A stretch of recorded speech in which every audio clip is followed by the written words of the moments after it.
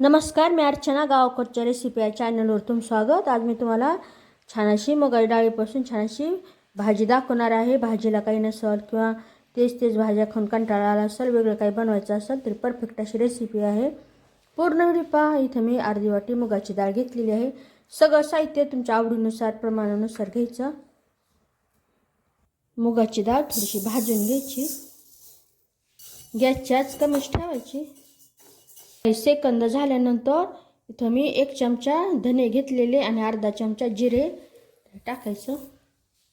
खमंग असा सुगंध सुटायला सुरुवात झालेली, तर आता गॅस बंद करून टाकायचा। 1 मिनिट नाही, काही सेकंदच असं हे भाजून घ्यायचे। काढून घे आता थंड होऊ द्यायचं। थंड झाल्यानंतर मिक्सरला असं सुक्कच बारीक करून घ्यायचं। कोथिंबीर आणि लसूण घेतलेलं, तर यालाही बारीक करून घ्यायचं। हे छान असं बारीक करून घेतलेलं। यामध्ये हळद, थोडीशी लाल मिरचीची पूड, लाल तिखट, चवीनुसार मीठ। अगोदर सुक्का असं हाताने मिक्स करून घ्यायचं। त्यात थोडं थोडं पाणी टाकून छान असं घट्टसर मिश्रण बनवून घ्यायचं। थोडं थोडं पाणी टाकायचं म्हणजे प्रमाण बिघडत नाही। तर छान असं मिश्रण तयार झालेलं।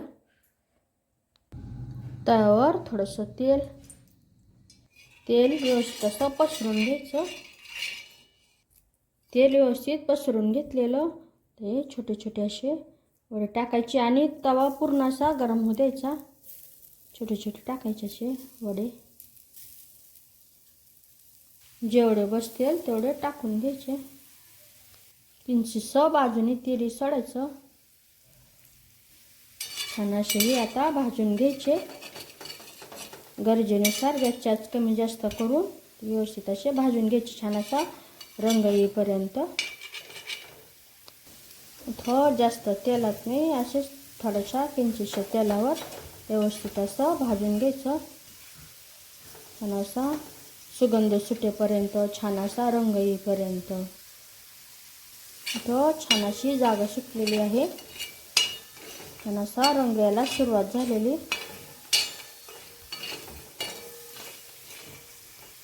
छान असे भाजून झालेले। बाकीची या पद्धतीने ते भाजून घेऊ, म्हणजे तेलामध्ये परतून घेऊ। छान असे हे तेलात परतून झालेले। तेल टाकायचं।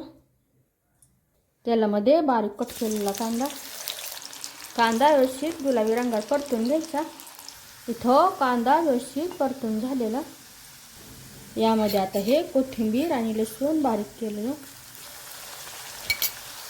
गॅसच्याच कमीच ठेवायची, व्यवस्थित असं परतून घ्यायचं। यामध्ये हळद, घरगुती मसाला, काळं तिखट व्यवस्थित परतून घ्यायचं।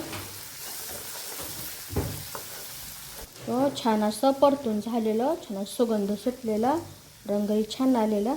यामध्ये गरजेनुसार पाणी टाकायचं। रस्स्यासाठी थोडंसं मीठ। गॅसची आच मंदच ठेवलेली। यामध्ये आता हे वडे टाकून द्यायचे। फक्त 5 मिनिटासाठी आता हे मंद आचेवर ठेवून देऊ। थोड्याशा दाटसरपणासाठी आणि छान अशा चवीसाठी एखादा चमचा भाजलेल्या शेंगदाण्याचा कूट, शेंगदाणे व्यवस्थित भाजून त्याचा कूट बनवलेला।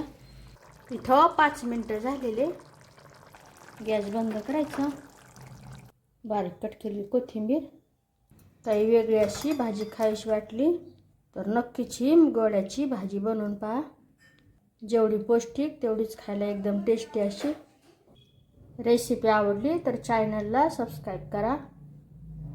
चॅनलवरच्या बाकी रेसिपी जी पहा आवडल्या तर त्यांनाही लाईक करा।